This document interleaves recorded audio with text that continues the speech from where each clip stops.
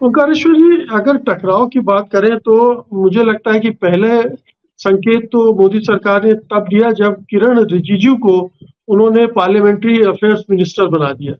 किरण रिजिजू इस सरकार के बहुत ही बदजुबान मंत्रियों में से एक है।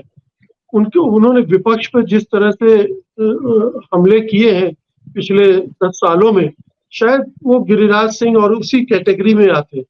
चीफ तो जस्टिस के खिलाफ, चीफ जस्टिस हाँ, के खिलाफ, जस्टिस तक के खिलाफ, बिल्कुल। तो एक ऐसे आदमी को जो मतलब राजनाथ सिंह या इस तरह का कोई स्टेचर का, कोई गंभीर, कोई मेल जोल मेल मिलाप करने वाला आदमी वहां होता तो शायद संसद को, लेकिन शायद मोदी जी ये चाहते ही नहीं है।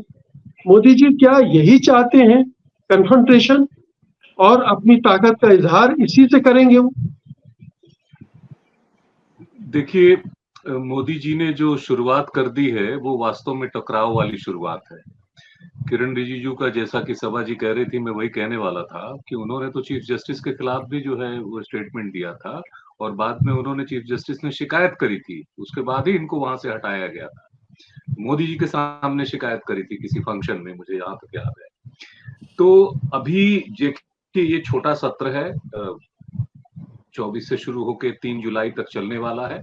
इसमें जो पहले तो औपचारिकताएं हैं, शपथ ग्रहण सदस्यों से पहले प्रोटेम स्पीकर का, अब प्रोटेम स्पीकर पे उन्होंने ढूंढ के एक निकाला है, क्योंकि लेट डाउन प्रोसीजर्स नहीं है उसके सिलेक्शन का, इलेक्शन का। तो ये उन्होंने कहा कि साहब हम ब्रिटिशर्स की वेस्टमिनिस्टर पॉलिसी को फॉलो करते हैं, और इसमें कंजिक्यूटिव टर्म किसका सबसे ज्यादा है। जो के सुरेश कांग्रेस के हैं वो ज्यादा 8 बार जीते हैं, लेकिन ये 7 बार जीते हैं, और ये कह रहे हैं कि कंजिक्यूटिव है, उनमें गैप है, इसलिए हम इनको बना रहे हैं, मतलब बहाना ढूंढ रहे हैं। आपको याद होगा 2016-17 में जब उनको सुमित्रा महाजन को बनाया गया था, ओम बिरला को बनाया गया था, तो जब सुमित्रा महाजन को बनाया गया था तो एआईडीएमके के डिप्टी स्पीकर बनाए गए थे थम्बीदुराई, और 17 में तो ओम बिरला के साथ कोई डिप्टी स्पीकर इन्होंने बनाया ही नहीं। 2004 में और 9 में जबकि भारतीय जनता पार्टी ने बाकायदा इनको, कांग्रेस ने भारतीय जनता पार्टी के 2 सदस्यों को डिप्टी स्पीकर बनाया था, एक चरणजीत सिंह अटवाल थे और एक दूसरे करिया मुंडा थे। तो इन्होंने तो परंपराएं तोड़ने का रिकॉर्ड जैसे बना रखा है, पहले से भी परंपराएं तोड़ते हैं।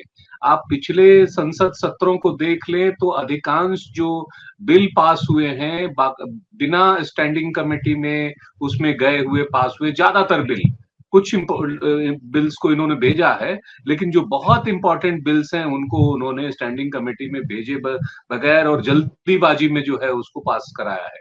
आपको याद होगा 2023 में, पिछले साल ही सितंबर में, इन्होंने अचानक एक स्पेशल सेशन बुला लिया था, ज्वाइंट सेशन, स्पेशल सेशन, और उसमें बड़ी वो बातें हो रही थी कि पता नहीं क्या पास कराने वाले हैं, क्या करने वाले हैं।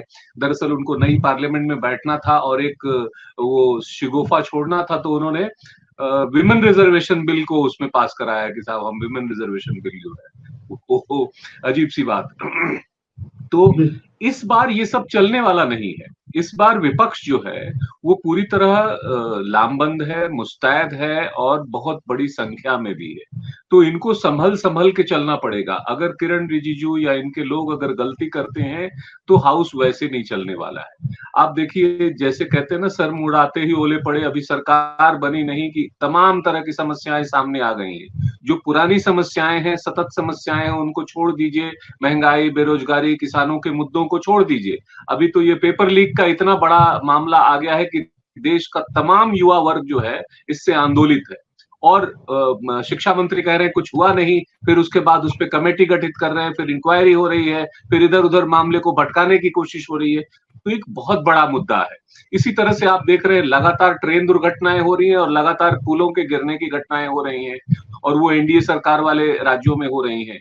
तो कई सारे मसले हैं जो तुरंत आने वाले हैं, लेकिन इनका रवैया क्या रहता है इस शॉर्ट सेशन में, उस पे बहुत कुछ डिपेंड होगा। शो ऑफ स्ट्रेंथ तो होगा ही होगा, हंगामेदार भी होगा, और ये तय करना, अभी स्पीकर का चुनाव होना है, उसमें किसका नाम लाते हैं, क्या करते हैं। ठीक है, इनके पास चूंकि जेडीयू कह चुकी है कि हम सपोर्ट करेंगे, और टीडीपी ने अपने अभी पत्ते नहीं खोले हैं। टीडीपी को इन्होंने एक तरह से फंसाया है, उनका नाम आगे करके जो इनकी स्टेट प्रेसिडेंट है टीडीपी की वहां हैदराबाद डी पुरंदेश्वरी का, तो पुरंदेश्वरी उनके परिवार से आती हैं। पुरंदेश्वरी ने एक दिन पहले चंद्रबाबू नायडू को चिट्ठी लिखी है कि पिछले 5 साल में जो शराब घोटाले और सैंड माफिया घोटाले में जो कुछ भी हुआ है उस पे कार्रवाई करें और तुरंत कार्रवाई करें।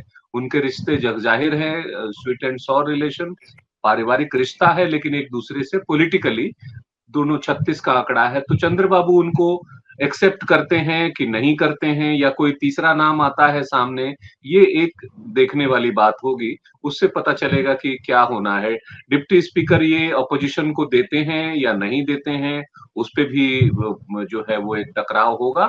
और इससे आगे का आने वाले दिनों में हाउस कैसा होगा वो जो है होना है, क्योंकि इस बार उनके सामने लीडर ऑफ अपोजिशन भी होगा। राहुल गांधी अभी तक तो मना करते आए हैं, लेकिन मुझे लगता है कि लीडर ऑफ अपोजिशन का जैसे ही वो चार्ज लेंगे तो एक सामने उनके ऐसा प्रतिद्वंदी होगा जो पिछले 10 साल से उनसे लड़ाई लड़ रहा है, और वो सामने बैठ के इनके साथ कई कमेटियों में बैठेगा। वो कई सारे इंपॉर्टेंट अपॉइंटमेंट्स होंगे तो वहां भी अपोजिशन लीडर को बैठना होता है, including that of appointment of ED director, CBI director, CBC director, उसमें भी अपोजिशन लीडर बैठेगा।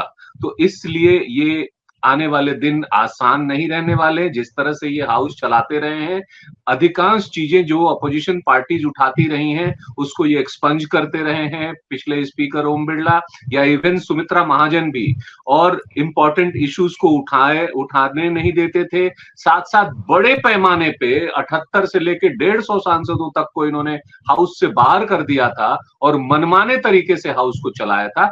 तब भी जो इनकी हाउस की जो वो है रिपोर्ट है, जो उनका जो कामकाज का वो रिपोर्ट है, वो बहुत नीचे है, बहुत कम का है। तो अब इनको संभल के चलना भी पड़ेगा। मुझे लगता है कि विपक्ष इनको ठीक तरह से हाउस चलाना सिखाएगा कि एनडीए या एक कोalition गवर्नमेंट को कैसे चलाया जाता है। तो ये प्रेशर में तो होंगे, मुझे लगता है।